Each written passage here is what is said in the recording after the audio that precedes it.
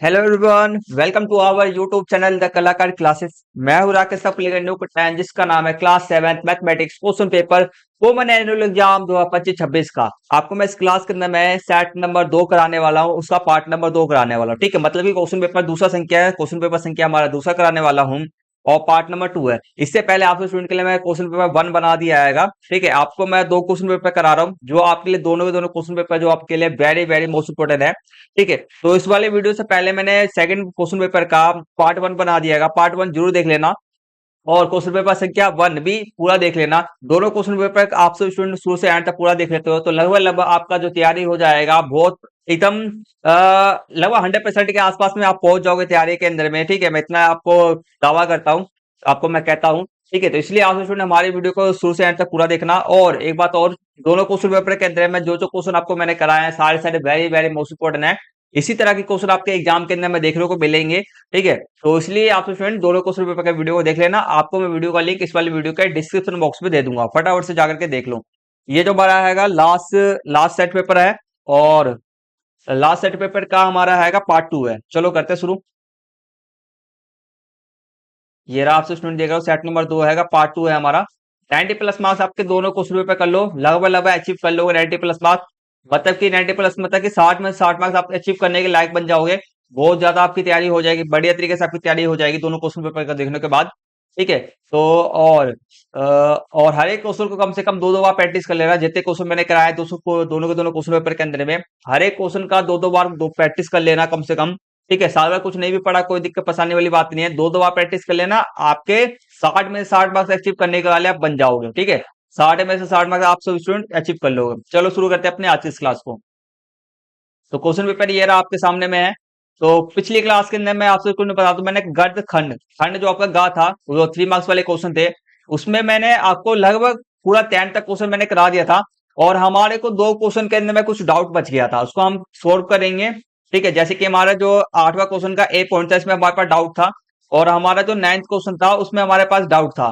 ठीक है, तो दोनों को हम सोल्व करके फिर जाके हम सेशन नंबर घा खंड घा से हमारे सारे क्वेश्चन को करना स्टार्ट करेंगे। ठीक है, पहले इन दो क्वेश्चन को सोल्व कर लेते हैं जो भी हमारा डाउट था। ठीक है, तो पहला क्वेश्चन आपके सामने में क्या था, देख लो। यदि कविता 8% वार्षिक दर, ठीक है, वार्षिक दर कितना है, ब्याज का दर दर कितना है आपका 8% है। ठीक है, एक वर्ष के लिए, मतलब कि वर्ष कितना दिया जा रहा है आपका, एक वर्ष के लिए टाइम आपके पास क्या है, एक वर्ष है। और के लिए 50 रुपए का ब्याज देती है। ब्याज कितना दे रही है, 50 रुपए का। तो हमारे को बताना है क्या है, कितनी राशि उधार ली है, उसने कितनी राशि उधार ली थी, बस हमारे को बताना है क्या, पी बताना है बस। सबको फॉर्मूला याद है, सबको फॉर्मूला याद है, चलो करते हैं। देखो सबसे पहले फॉर्मूला बता देता हूँ। हमारे साधारण ब्याज का जो फॉर्मूला क्या होता है, एसआई का सिंपल इंटरेस्ट का फॉर्मूला क्या होता है आपका, पी गुने आर गुने टी, और बट्टे में आपका क्या रहता है, 100 रहता है। ठीक है, चलो तो सेम सूत्र वही है, पी गुने आर गुने, यहाँ पर बस मैंने समय लिखना भूल गया हूं मैं, समय, और यहाँ पे सबके नीचे में क्या रहेगा, 100 रहेगा। ठीक है, सेम चीज बराबर में क्या लिखते हैं, हम ब्याज लिखते हैं। ठीक है, तो बस, तो हमने क्या करा, हमने राशि हमारे को नहीं पता, हमने एक्स मान लिया था। ब्याज कितना दे रखा हमारे को, 8 था। और बट्टे में मेरे क्या लिखा जाएगा, 100 लिखा जाएगा, 100 लिख दिया मैंने। और गुने में एक और चीज लगेगा, वह क्या आपका एक लगेगा, समय भी तो आता है ना, कुछ जुड़ता है, समय भी एक। ठीक है, तो एक का कोई वैल्यू नहीं है, एक का सबसे गुना करी तो एक बराबर ही बचेगा, इतना ही बचेगा। ठीक है, तो मैंने अब क्या करा, अभी ये जो 8 में 10 था ना, मैंने इसको इधर 50 की तरफ में लिया है मैं।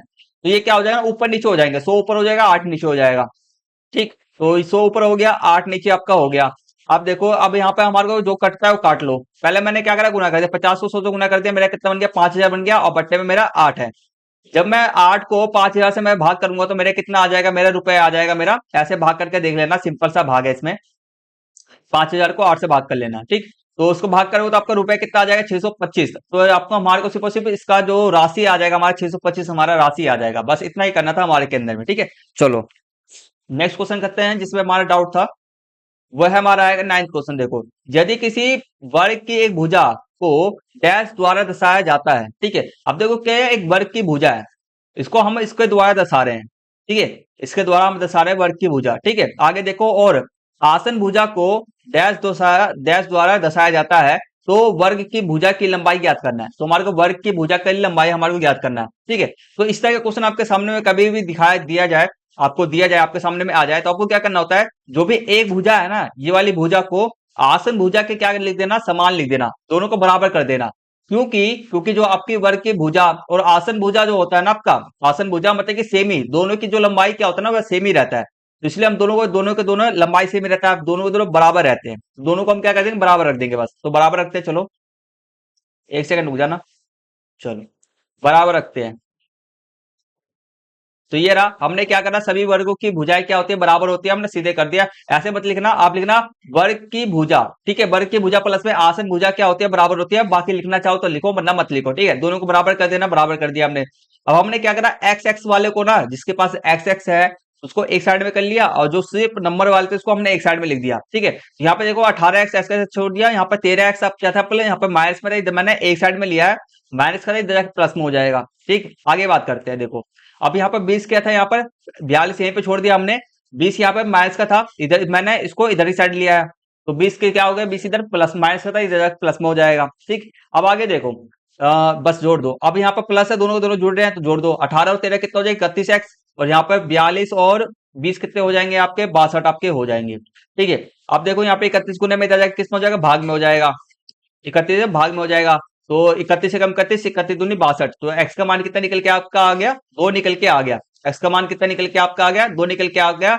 अब जो 2 है, 2 आपकी वर्ग की भुजा की लंबाई नहीं है, ठीक है, 2 जो आपके वर्ग की भुजा की लंबाई नहीं है, आपको क्या करना पड़ेगा, जो एक्स का मान है ना, आपको जो फॉर्मूला सब दिया गया था ना, इन सब में आपको रखना पड़ेगा। तो पहले में जब आप रखोगे एक्स 18x -20, एक्स का मान रख दो 18, यहाँ पे 2 रख देंगे एक्स की जगह पे, 20 यहाँ पर हो गया, 18 दूनी क्या होता है 36 होता है, 36 में से आपका 20 जाएगा, कितना बचा आपका 16। तो पहले आप वर्ग की भुजा की लंबाई पहले आपका कितना है, 16 आ गया। अब दूसरे वाले का, इस वाले वर्ग की भुजा की लंबाई निकालते हैं, 42 - 13x, ठीक है, 42 - 13, एक्स का मान कितना निकल गया, 2, 13 दूनी क्या हो जाएगा, 26 हो जाएगा, 42 - 26, 13 दूनी 26, 42 में से 26 जाएगा, कितना बचेगा आपका, 42 में से 26 जाएगा आपका 16 ही बचेगा, ठीक है। तो आपका 16 आ गया। मैंने बोला था ना, मैंने दोनों क्या बोला था, आपके एक वर्ग की भुजा और आसन भुजा क्या बराबर होते हैं, तो 16 यहाँ पर भी आया, 16 यहाँ पर भी आया, तो आपको लास्ट में ये भी करना है, ठीक है, ये भी करके दिखाना है, ठीक है। तो बस, तो ये वर्ग की भुजा भी लंबाई निकालता है ना, इसलिए हमने ये आगे तक प्रोसेस किया है। तो इस तरह से इस वाले क्वेश्चन को करना था, ठीक है। तो आशा करता हूँ आप स्टूडेंट को यहाँ तक समझ में आ गया होगा। अब हम नेक्स्ट खंड जो हमारा हैगा, खंड गा, इसमें सारे आपके 3 क्वेश्चन है, आपके 5-5 मार्क्स वाले सारे क्वेश्चन है, उसको करते हैं। देखो क्वेश्चन नंबर हमारा प्रश्न संख्या 11 से 13 दीर्घ उत्तर प्रकार के प्रश्न है, और जिसमें प्रत्येक प्रश्न 5 अंक वाले हैं, मतलब कि सभी क्वेश्चन कितने अंक वाले हैं आपके, 5 अंक वाले सारे क्वेश्चन आपके हैं, ठीक। अब देखो क्वेश्चन पढ़ते हैं। आपका ए है, 21 सेंटीमीटर त्रिज्या वाली, ठीक है, 21 सेंटीमीटर त्रिज्या वाली एक वृत्तकार कार्ड शीट से, ठीक है, अब क्या है, 21 सेंटीमीटर त्रिज्या है, ठीक है, त्रिज्या वाले एक वृत्तकार शीट कार्ड, क्या बोला जाए, वृत्तकार कार्ड शीट। तो हमारे को क्या आएगा ना, ये 21, ये जो बड़े वाला है ना आपका वृत्त है, वह आपका कितना आएगा, आपका 21 सेंटीमीटर त्रिज्या, इसकी 21 सेंटीमीटर त्रिज्या वाला क्या आएगा, एक आपका वृत्त वृत्त है, ठीक है। आगे देखो, इससे से 7 सेंटीमीटर त्रिज्या वाले 2 वृत्त, अब क्या करा जाएगा, इससे ही, इसमें बड़े वाले त्रिप से, बड़े वाले आपके वृत्त से 2 छोटे 7 सेंटीमीटर त्रिज्या वाले 2 वृत्त और 3 सेंटीमीटर लंबाई और 1 सेंटीमीटर चौड़ाई वाले एक आयत निकाला जाता है, ठीक है। मतलब कि एक पूरा वर्ग था, पूरा एक वृत्त था बड़ा सा, इसमें से 2 आपने क्या करा, 2 उसने 2 वृत्त, ये वाला वृत्त, एक वृत्त और एक आयत निकाल दिया। तो बताना है हमारे को, जैसे कि नीचे चित्र में दिखाया गया है, तो शेष शीट का क्षेत्रफल ज्ञात करना, मतलब कि जो हमारे का ये चीज हमने निकाली, ये हमने निकाल लिया, ये हमने निकाल दिया, तो ये सब जो मेरा बचा आएगा, इसका मुझे क्षेत्रफल बताना है, ठीक है। तो क्षेत्रफल बताना है, करते चलो। इससे आपको करने, इसको हम करेंगे कैसे, हम क्या करेंगे, सबसे पहले बड़े वाला का जो क्षेत्रफल है ना, बड़े वाले वृत्त का जो 21 सेंटीमीटर आपका आएगा, उसका क्षेत्रफल निकाल लेंगे। फिर हम क्या करेंगे, उसमें से हम 2 जो छोटे छोटे वर्ग है मेरे 7 सेंटीमीटर वाले, उनको, उनका क्षेत्रफल प्लस में हमारा आयत का क्षेत्रफल, दोनों को जोड़ करके हम क्या करेंगे, बड़े वाले वृत्त में से हम क्या कर देंगे, माइनस कर देंगे, बस, ठीक है। इतना करना है हमारे को काम, चलो करते हैं, बहुत आसान क्वेश्चन है। तो करेंगे कैसे, लाइन बाय लाइन देख लेना। सबसे पहले हम क्या करें, वृत्तकार कार्ड शीट का, मतलब कि आप सीधे लिख सकते हो, बड़े वृत्त का क्षेत्रफल भी लिख दो, तो क्षेत्रफल, वृत्त का क्षेत्रफल का फॉर्मूला क्या होता है, पाई आर स्क्वायर होता है। यहाँ पे त्रिज्या कितना दिया गया, 21 सेंटीमीटर, ठीक। तो यहाँ पे पाई का मान कितना दिया गया है हमारे को, क्वेश्चन के अंदर में 22/7 दिया गया है, ठीक है, तो वही रखेंगे हम, 22/7 और 21, आर का 21 है आपका, आर कितना 21 है, इसका स्क्वायर हो जाएगा। तो स्क्वायर करने के लिए हम क्या करेंगे, 2 बार स्क्वायर इसको गुना में कर देंगे, ठीक है, 21 गुना 21 कर देंगे, तो 7 से 21 काटेंगे, हमारे कितना आएगा 3, और 22 को 3 से गुना करो 66 आएगा, और 66 को 21 से फिर हमारे को गुना करना पड़ेगा, आपको ऐसे करके गुना कर लेना। तो कितना आएगा आपका 1386 सेंटीमीटर आपका स्क्वायर आएगा। ठीक, आगे क्या करेंगे, हम दो वृत्त का क्षेत्रफल ज्ञात करेंगे जो हमारे छोटे छोटे आएंगे, मैंने आपको बोला था। तो हम क्या करेंगे, शुरुआत में दो गुना करके और पाई आर स्क्वायर लिख देंगे, क्योंकि हमारे को दो त्रिभुज का निकालना है, दो वृत्त का निकालना है क्षेत्रफल, तो इसको हम शुरुआत में दो से गुना कर देंगे। तो 2 पाई आर स्क्वायर आपका हो जाएगा 2 गुने 7 गुने 7 का स्क्वायर। ठीक है, तो 7 गुने 7 हो गया, 7 से 7 खत्म गया, एक खत्म, यहाँ से 7 से 7 खत्म, बचा क्या है हमारे सिर्फ से ऊपर वाले बच्चे। 2 को 22 से गुना करें 44 आएगा, और 44 को फिर हमारे गुने में 7 है, 44 7 को 44 से गुना कर दो कितना आपका आएगा 308 सेंटीमीटर स्क्वायर आएगा। अब हम आगे के क्या करेंगे, एक आयत का, फिर हम आयत का क्षेत्रफल निकालना पड़ेगा हमारे को इसमें। आयत के क्षेत्रफल का फॉर्मूला क्या होता है, लंबाई गुने चौड़ाई होता है। ठीक, तो एल इंटू बी, लंबाई कितना दिया गया 3 सेंटीमीटर, चौड़ाई कितना 1 है, दोनों को गुणा कर देते हैं, हमारे कितना आ जाएगा 3 आ जाएगा। अब हम क्या करेंगे, हम शेष शीट का क्षेत्रफल ज्ञात करने के लिए हमारे को क्या करना पड़ेगा, वृत्तकार काट शीट का क्षेत्रफल माइनस बाहर करना पड़ेगा, दो वृत्त का क्षेत्रफल प्लस में एक आयत का क्षेत्रफल। तो ये रहा पूरा वृत्तकार, बड़े वाला वृत्त का क्षेत्रफल कितना है 1386 है, और दो वृत्त का क्षेत्रफल कितना है 308 था, और प्लस में आयत का क्षेत्रफल कितना है 3 है, दोनों को जोड़ दिया हमारे कितना है 308 11। 1386 में से 311 को घटाओगे 1075 आपका सेंटीमीटर स्क्वायर आपका शेष क्षेत्रफल आपका आ जाएगा। ठीक है, सिंपल सा क्वेश्चन था। चलो नेक्स्ट क्वेश्चन करते हैं। नेक्स्ट क्वेश्चन आपका ये वाला जो क्वेश्चन है आपका बहुत आसान है, आपको मैं समझा देता हूँ, देख लेना। ठीक है, देखो एक माली क्या है आपका, एक माली 21 मीटर व्यास, ठीक है क्या है 21 मीटर व्यास वाले एक वृत्त, ठीक है वृत्तकार बगीचे के चारों ओर, ठीक है चारों ओर बाढ़ लगाना चाहता है। यदि वह बगीचे के चारों ओर बाढ़ 2 बार लगाना चाहता है तो ठीक है, तो उसे कितनी रस्सी खरीदनी होगी। ठीक है, और साथ ही रस्सी की लागत की ज्ञात करना है हमारे को 4 रुपए मीटर से। ठीक है, अब बात सुनो, हमारे को वृत्त का व्यास कितना दे रखा है, हमारे को वृत्त का व्यास, ये वृत्त का बगीचा है हमारा, व्यास कितना देगा 21 मीटर दिया गया मुझे। ठीक है, अब हमारे को बोला क्या जा रहा है, बाढ़ लगाना है। यहाँ पे बाढ़ लगाने का मतलब समझते हैं, बाउंड्री हमारे को करना है, क्या करना है हमारे बाउंड्री हमारे को करना है। ठीक है, और वो बाउंड्री कितने बार करना है, हमारे को बाउंड्री 2 बार करने हैं। ठीक है, तो हमारे को बाउंड्री निकालने के लिए हमारे को यहाँ पे क्या करना पड़ेगा, हमारे को परिमाप निकालना। बाउंड्री का मतलब क्या होता है, परिमाप। बाउंड्री हम कैसे करेंगे, वृत्त का जो बाहर बार का जो हमारे को बाहर बार की जो लंबाई बन जाए हमारे को पता होगा, वृत्त का हमारे को बाहर बार की लंबाई हमारे को पता होता है, तभी तो हम बाउंड्री कर पाएंगे ना, उसको चारों पे ऐसे लगा पाएंगे, रस्सी लगा पाएंगे। तो आपको क्या करना पड़ेगा, इसके लिए आपको परिमाप क्या लगाना पड़ेगा फॉर्मूला, अब वृत्त की परिधि निकालना पड़ेगा। वृत्त की परिधि मतलब कोई परिमाप बाहर बार के जो बाहर बार का जो आपका है ना एरिया, बाहर बार का एरिया वो निकालना पड़ेगा। तो वृत्त की परिधि का फॉर्मूला क्या था, 2 पाई आर होता है, व्यास देने का मुझे 21, त्रिज्या क्या हो जाएगा इसका आधा होगा 21/2, तो कितना आपका आ गया 10.5। 2 पाई आर लगाएंगे, फॉर्मूले में पुट कर देंगे, आई का मान हमने रख दिया। अब देखो उसको हमारे को काटना पड़ेगा, हमने इसको कैसे कैसे काटा हुआ देख लो। पहले हमने 700 मैंने इसको भाग कर, तो मेरे कितना है 15 आया। ठीक है, और नीचे में अब मैंने यहाँ पे क्या क्या पॉइंट हटा लिया था, इसको जो 10 पॉइंट मेरा 10.5 है उसका मैंने पॉइंट हटा लिया था, नीचे 0 लगाना 10 लगाना पड़ेगा मुझे। ठीक, कितना बन गया, अब मैं क्या कर रहा हूँ 5 इससे काट रहा हूँ, मैं किससे काटना स्टार्ट करता हूँ, मैं 7 से पहले मैंने काटा, 7 एकम 7 और 7 पंजे 35 हो जाएगा। अब क्या कर रहे हैं हम, यहाँ पे 2 भी है, यहाँ पे 10 भी है। अब मैंने क्या करा 2 से, अब 2 से मैं 2 एकम 2, 2 पंजे 10 मैंने काट दिया, और ऊपर में 15 आपका है, 5 एकम 5, 5 या 15 मैंने काट दिया, बचा क्या आपका 22 और 3 आपका बचा लास्ट में। तो 66 आपका मीटर आपका परिधि क्या निकल के आया, बाहर बार का एरिया निकल के आपका आ गया 66 मीटर। ठीक है, तो हमारे को बाढ़ कितने बार लगाना, 2 बार लगाना, तो हमारे को क्या करना पड़ेगा, इसको 2 को 66 से गुना करना पड़ेगा। तो मेरा टोटल आ गया, मेरा टोटल लेंथ आ गया, मेरा कितना आ गया। ठीक है, तो मेरा 132 आ गया। बोतल की जो आपका जो 2 बार चक्कर लगाना पड़ा, तो रस्सी की टोटल लंबाई आपका आ गया। ये जो रस्सी 2 बार हमारे को लगाना है ना, एक बार हमारा क्या आ जाएगा, एक बार हमारा रस्सी का जो लंबाई है 66 है, 2 बार हमारे को करना तो 132 हो जाएगा। अब फिर लास्ट में हमारे को क्या करना था, रस्सी की लागत हमारे को निकालना था।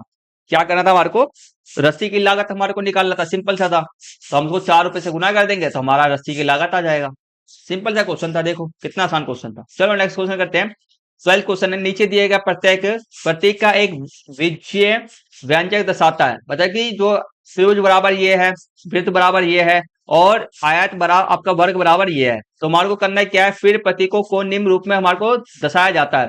हमारे को क्या करना है, आयत त्रिभुज और वृत्त को जोड़ना है, उसमें से हमारे को आयत वर्ग को घटा देना है। ठीक है, सिंपल सा घटाना घटाना जोड़ना ही है। चलो करते हैं।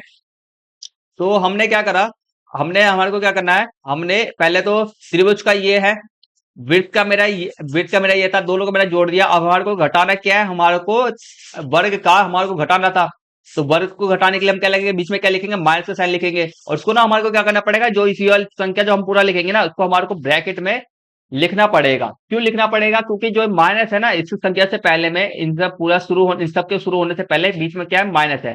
तो ये माइनस जो रहेगा ना, इन सब का ना जो पूरा साइन जो है ना, पूरा साइन को चेंज कर देगा। ठीक है, मतलब कि माइनस की जगह पर प्लस कर देगा, प्लस की जगह पर माइनस कर देगा, प्लस की जगह पर माइनस कर देगा। ठीक है, तो इसका जब पहले माइनस है ना, तो पूरा साइन क्या हो जाएगा, चेंज हो जाएगा आपका। ठीक है, तो बस।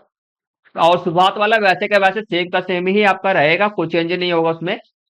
तो हमने क्या करा, सब में माइनस हो जाए, माइनस से प्लस हो गया, प्लस था माइनस हो गया, प्लस था माइनस हो गया। अब हम क्या करेंगे, अब हमारा टू, अब जो हमारा जो घट रहे हैं उसको हम घटाएंगे, जो हमारा जुड़ रहा है उसको हम जोड़ेंगे। ठीक है, तो यहाँ पे क्या था, 2x² था, और यहाँ पे क्या है आपका, देखो 2x² है, यहाँ पे आपका 5x² है। ठीक है, और प्लस में आपका यहाँ पे क्या 3x² है। तो तीनों, 2 और 5 7, 7 और 3 10, तो 10x² आपका हो गया। नेक्स्ट देखो हमारा बाई वाले लेते हैं, 3y यहाँ पर है, और देखो 3y यहाँ पे एक बार 3y प्लस में, इधर जाकर इधर माइनस में है, तो माइनस प्लस क्या हो जाएगा, माइनस हो जाएगा। तो ये तो पूरा जीरो हो गया, कट गया। आगे देखो यहाँ पे बचा क्या, मेरा 3x बचा, यहाँ पे 3x है, और यहाँ पे मेरा 2x है। ठीक है, तीन में से मेरा दो जाएगा, कितना बचेगा, एक x बचेगा। सिर्फ और सिर्फ x भी लिख सकते हो आप। ठीक है, आगे बात करते हैं, हमारा बच्चा क्या है लास्ट में, 8 ठीक है, -8y² हमारा बचा हुआ है, तो हमने ये लिख दिया।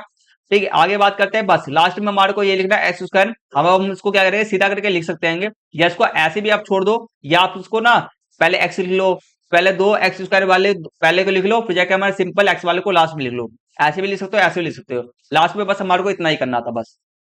आशा करता हूँ स्टूडेंट को समझ में आ गया होगा ये वाला क्वेश्चन। आगे देखो नेक्स्ट क्वेश्चन जो हमारा 13 क्वेश्चन है, ये हमारा दंड आलेख आपको बनाने आता ही होगा आपको। ठीक है, तो इससे रिलेटेड में हमारा क्वेश्चन है। ठीक है, चलो करते हैं। तो यहाँ पर क्या दिएगा, विद्यार्थी की संख्या दिया गया है। विद्यार्थी की संख्या क्या है आपका, 2 4 6 8 10 11, मतलब कि ये जो इधर वाला जो मेरा y है, ये चीज, इसको हम y एक्सिस कहते हैं, इसको हम x एक्सिस कहते हैं।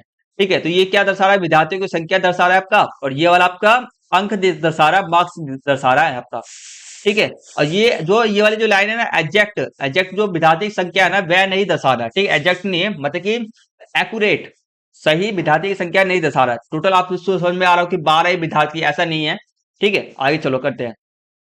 दंड आलेख का अध्ययन कीजिए, निम्नलिखित प्रश्नों का हमारे को उत्तर देना है। पहला हमारा क्या क्वेश्चन पूछा जा रहा है, यदि उत्तरी नक, ठीक है, उत्तरी नक मतलब कि पासिंग मार्क्स जो आपका 40 है, तो कितने विद्यार्थी अनुत्तीर्ण हुए।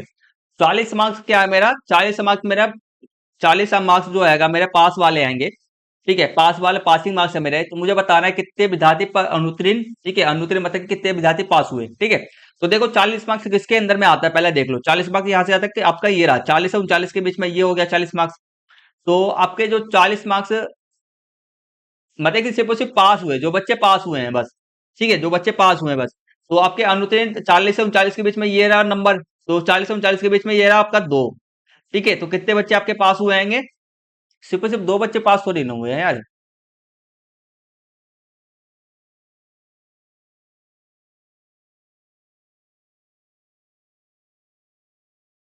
40 मार्क्स आपका क्या था, पासिंग मार्क्स था, तो कितने बच्चे अनुत्तीर्ण हुए।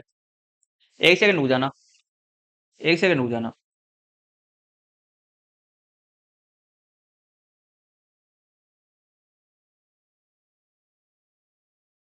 Just 1 second please. देखो, इफ, यहाँ पे इंग्लिश मीडियम में पढ़ते हैं एक बार।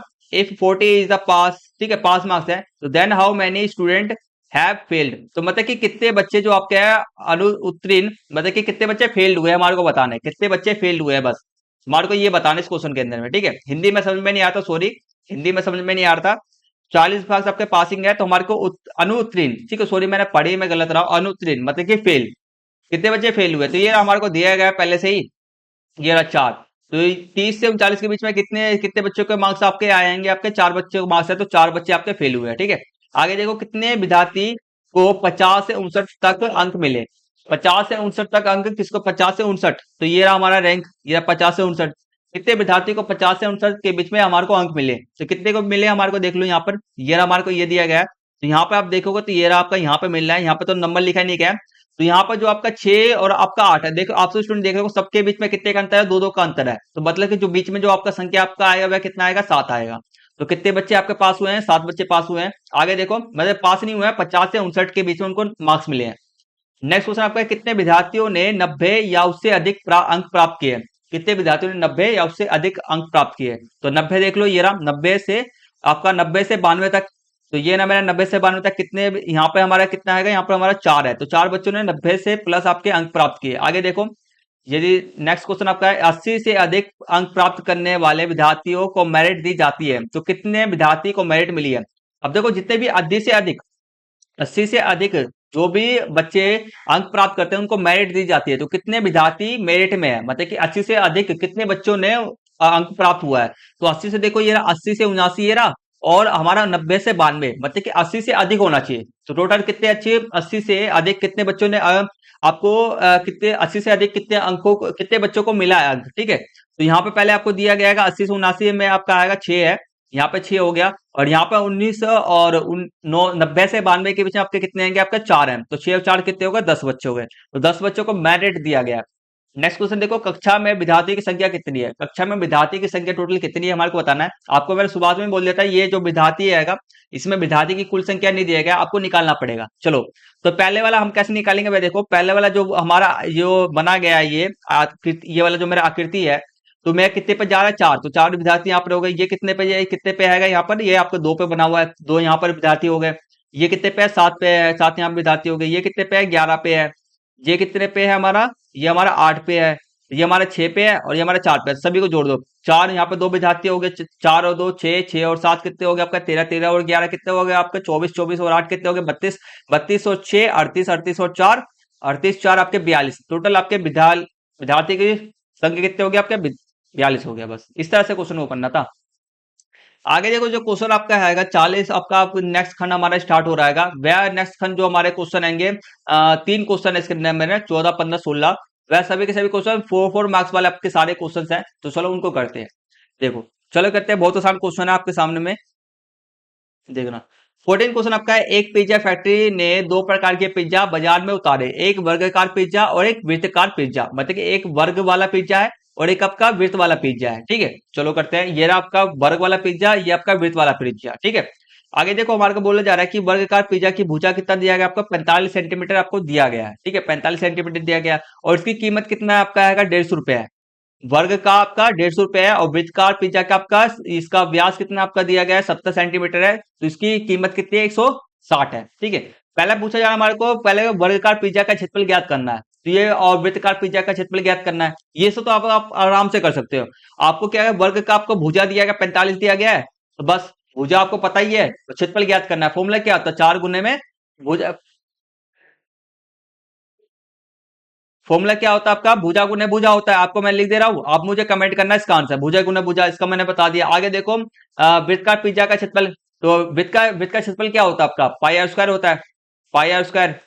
आपको यहाँ पे व्यास है डी दिया गया है, तो व्यास का आधा कर दोगे, 70 का आधा करोगे 35 आएगा, तो आर आपका 35 आ गया। बस इसमें पुट करो, आंसर निकाल दो। ये तो आप बता दोगे, ठीक है। ये दोनों का कमेंट करना मुझे आंसर।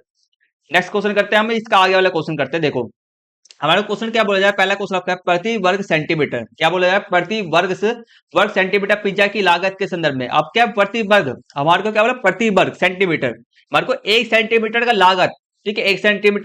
1 सेंटीमीटर वर्ग का, ठीक है, 1 सेंटीमीटर वर्ग का हमारे को पिज्जा का लागत, ठीक है। लागत के संदर्भ में कौन सा पिज्जा बेहतर सौदा प्रदान करता है, अपने उत्तर के समर्थन में अपनी गणनाएं दिखाइए। अब क्या बोला जाए, प्रति वर्ग सेंटीमीटर, मतलब कि 1 सेंटीमीटर का, ठीक है, 1 सेंटीमीटर का, दोनों हम क्या करेंगे, हम वर्ग भी दिया गया मुझे और मुझे वृत्त भी दिया गया, हम उनका क्या निकालेंगे, एक सेंटीमीटर का कीमत निकालेंगे। हम क्या निकालेंगे, दोनों का 1 सेंटीमीटर कीमत निकालेंगे। तो हमारे को फिर उस समय से बताना है कि कौन सा, किसका नाम, कौन से त्रिभुज, कौन से आपका वर्ग का या वृत्त का आपका कौन से सेंटीमीटर का, ठीक है, दोनों में से कौन से 1 सेंटीमीटर का किसकी लागत आपका ज्यादा है, किसकी कम है, ठीक है। तो जिसकी कम होगा वो हमारे के लिए बेहतर सौदा आएगा, जिसका कम होगा हमारे लिए बेहतर सौदा होगा। तो उसको हम कैसे निकालेंगे वह देखो, इस तरह का क्वेश्चन कैसे करा जाता है वह देखना, बहुत आसान क्वेश्चन है, ठीक है। ये देखो, तो हम इसको पिज्जा, वर्गाकार पिज्जा की प्रति वर्ग सेंटीमीटर हमें लागत निकालेंगे। हम वर्गाकार पिज्जा की प्रति 1 सेंटीमीटर की हम लागत निकाल रहे हैं वर्गाकार का। तो हमारे को लागत कैसे निकालते हैं, हम इसको लिखते हैं लागत बटे हम क्या लिखते हैं, क्षेत्रफल लिखते हैं। हमने ऊपर में क्षेत्रफल तो निकाल ही लिया था, तो लागत कितना निकल के आपका आया है, सबको दिया गया यहाँ पर 150 रुपए, वर्ग का कितना 150 रुपए है, और वृत्त का कितना 160 है। ठीक। तो 150 बटे में तो हम 2025 करेंगे, इसको ऊपर नीचे काटेंगे तो मेरा कितना आपका आएगा, ऊपर नीचे लास्ट में मेरे कट के आएगा, लास्ट में मेरा बचेगा 6 और 81 बचेगा। ठीक है, तो मुझे 6 को 81 से भाग करना है, जब मैं इसको भाग करूं तो मेरे कितना आएगा, 0.0741 आपका आएगा। भाग करने सबको आता है, भाग कर लेना। आगे बात करते हैं, तो मेरा इतना आएगा इसका 1 सेंटीमीटर का, 1 सेंटीमीटर का लागत आपका इतना पड़ता आएगा इसका आपका वर्ग का। और उसी प्रकार से वृत्तकार पिज्जा की लागत का हम करते हैं। लागत करते में क्षेत्रफल 160 बटे में 3,850 रुपए करेंगे हम। तो 50 रुपए नहीं है, क्षेत्रफल है। दोनों को ऊपर नीचे काटेंगे, मेरे लास्ट में बचता क्या है, मैं 16 और 335 मेरा बचता है लास्ट में। दोनों को भाग करेंगे, मेरे कितना आ जाएगा, 0.0477 मेरा इसका लागत आएगा। 1 सेंटीमीटर का लागत मेरा इतना आया। तो हमारे को बताना है, आप बताना है कि किसका पिज्जा की लागत सबसे कम है, कौन से पिज्जा की लागत सबसे कम है। तो आपको दिख रहा होगा यहाँ पर वृत्तकार। ठीक है, वृत्तकार पिज्जा की लागत क्या है, 1 सेंटीमीटर की जो लागत आपका आएगा वह कम है। वृत्तकार पिज्जा की लागत सेंटीमीटर लागत कम है, इसलिए यह बेहतर सौदा होगा। जिसकी भी लागत क्या होगा, कम होगा, इसलिए बेहतर सौदा होगा। ठीक है, चलो नेक्स्ट क्वेश्चन करते हैं। हमारे का इसी का अथवा क्वेश्चन था। देखो आगे का हमारे को क्या करना है, यदि दोनों पिज्जा की लागत 150 रुपए है, दोनों के पिज्जा की लागत क्या करा जाए, 150 रुपए है। ठीक है, प्रति पिज्जा हो। ठीक है, मतलब एक पिज्जा की लागत कितना होगा, 150 रुपए हो, तो कौन सा पिज्जा प्रति रुपए खर्च पर अधिक क्षेत्रफल देगा। मतलब कि हमारे को कौन सा प्रति रुपए खर्च पर, प्रति रुपए मतलब 1 रुपए खर्च पर अधिक क्षेत्रफल देगा। मतलब कि 1 रुपए के अंदर में, किसके अंदर में, कौन से दोनों में से किसके अंदर में सबसे ज्यादा क्षेत्रफल आएगा, हमारे को बताना है 1 रुपए के अंदर में। चलो कर देखते हैं। वह सेम ही करना पड़ेगा हमारे को। इस बार क्या करना पड़ेगा हमारे को, अलग इस पर ना हमारे को क्या करना पड़ेगा, उल्टा करना पड़ेगा। पिछली बार हमने क्या करा था, हमने लागत बट्टे में क्षेत्रफल करा था।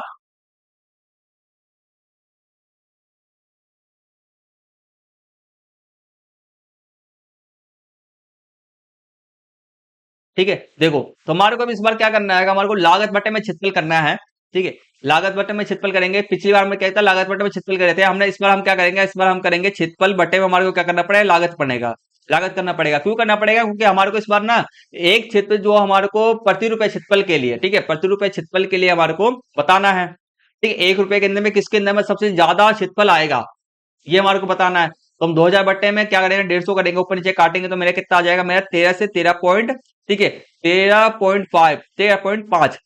ठीक है, 13.5 सेंटीमीटर मेरा आएगा। मतलब कि 1 रुपए के अंदर में आपका, 1 रुपए के अंदर में इतना सेंटीमीटर आपका आएगा।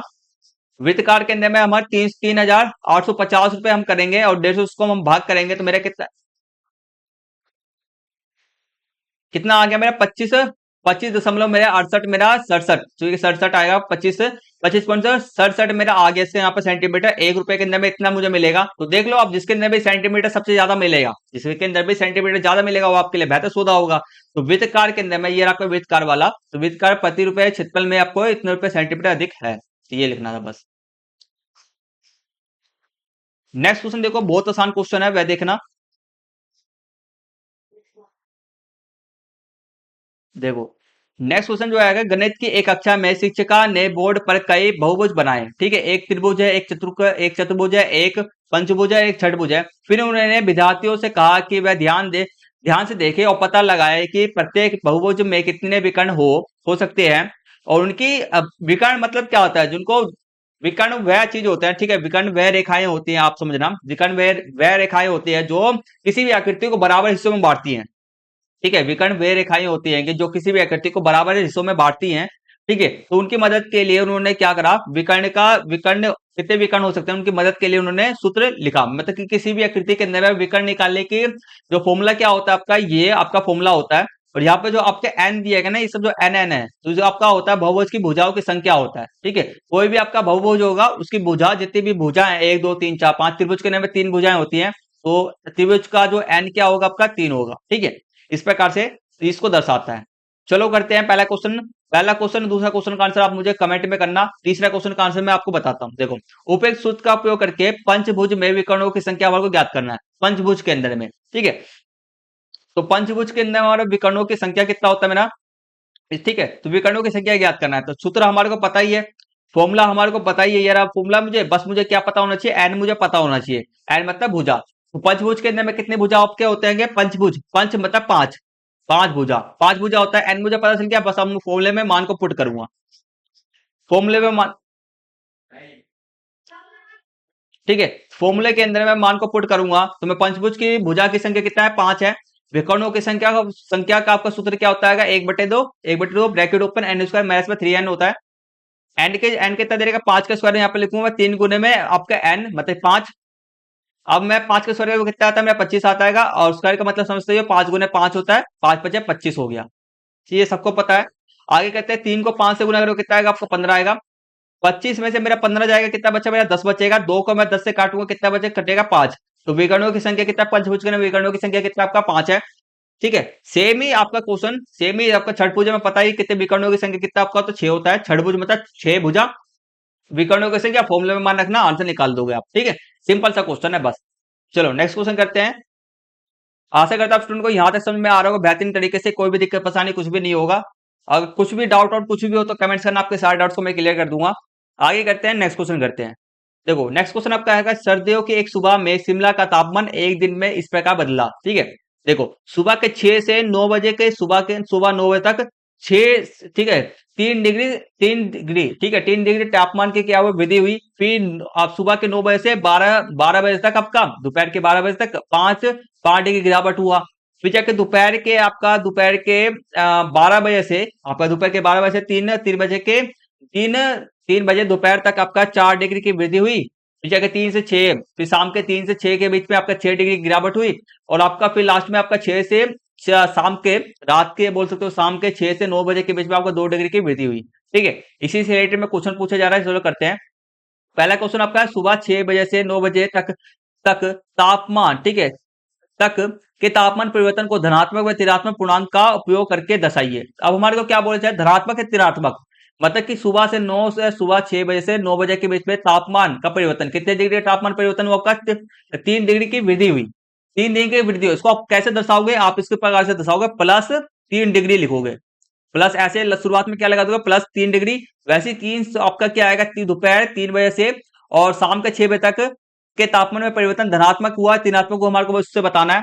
तो 3 से हमारे को शाम दोपहर के 3 से 6 बजे के 3 डिग्री क्या हो? गिरावट हुआ। 6 डिग्री क्या हो? गिरावट हुआ। तो हम कैसे दर्शाएंगे? -6 डिग्री से हम दर्शाएंगे इसको, क्योंकि माइनस हम लगाने से समय हमारे को माइनस से हमारे को ये पता चलता है कि गिरावट हुआ। ठीक है, गिरावट हुआ तो कितने डिग्री का गिरावट हुआ? 6 डिग्री का गिरावट हुआ बस।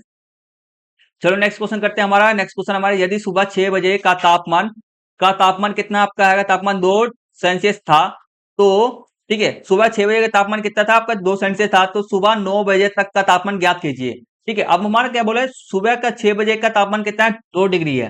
ठीक है, 2 सेल्सियस है, तो 9 बजे तक तापमान कितना हो जाएगा? तो हमारे को, हमने ऊपर में देखा है कि 3 डिग्री की वृद्धि हुई, तो 9 बजे तक तापमान क्या हो जाएगा आपका? 2 के अंदर में 2 सेल्सियस के अंदर में आपका 3 डिग्री क्या हो जाएगा? 3 सेल्सियस आपको क्या हो जाएगा? जुड़ जाएगा। मतलब कि 9 बजे तक तापमान कितना हो जाएगा आपका? 5 सेल्सियस आपका हो जाएगा। ठीक है, आगे देखो क्वेश्चन आपका है, यदि इसका आंसर बना, इसका आंसर मुझे कमेंट करना सभी के सभी। इसका सेम ऊपर जैसे मैंने क्वेश्चन कराया है वैसे इसका भी आंसर सेम ही करना है। इसका आंसर मुझे सभी के सभी कमेंट करना फटाफट से। ठीक है, तो हमारे इस वाले सेट पेपर सेट संख्या हमारा जो है 2 वह हमारा कंप्लीट हो जाता है। ठीक है, आशा करता हूँ आपको हर एक क्वेश्चन बढ़िया तरीके समझ में आ गया होगा। अगर किसी भी क्वेश्चन के अंदर कोई भी डाउट हो, कुछ भी हो, तो कमेंट्स करना, आपके सारे डाउट्स को मैं क्लियर कर दूंगा। ठीक है, तो हमारे कुल मिला के 2 क्वेश्चन पेपर कंप्लीट हो गएंगे। दोनों क्वेश्चन पेपर का वीडियो का लिंक आपको मैं इस वाली वीडियो का डिस्क्रिप्शन बॉक्स में दे दूंगा, फटाफट से देख लेना, अपने एग्जाम की तैयारी कर लेना। आपके 100% में तैयारी लगभग दोनों क्वेश्चन पेपर से लगभग तैयारी हो जाएगा। 100% के आसपास में तैयारी आपका हो जाएगा। और दोनों क्वेश्चन पेपर के हर एक क्वेश्चन को कम से कम 2 से 3 बार प्रैक्टिस जरूर करना। आपको 60 में से 60 मार्क्स चाहिए तो करना जरूर। ठीक है, मिलते हैं जल्दी से। अब मैं क्लास को फिनिश कर रहा हूँ। ठीक है, क्लास को मैं क्या करता हूँ, फिनिश करता हूँ। मिलते हैं जल्दी से। अब हम नेक्स्ट वीडियो के अंदर आपके लिए मैं साइंस का जो क्वेश्चन पेपर होता है उसको भी मेरे वीडियो बना दिएगा, फटाफट से जाकर के सभी देख लेना। ठीक है, तो हमारे यूट्यूब चैनल पे मिल जाएगा। मिलते हैं, अब हमारे क्लास को, इस वाली क्लास को यहीं पे फिनिश करते हैं। मिलते हैं जल्दी से नेक्स्ट वीडियो के अंदर। तब तक के लिए टेक केयर, टेक बाय, जय हिंद, जय Bharat. Thank you for watching.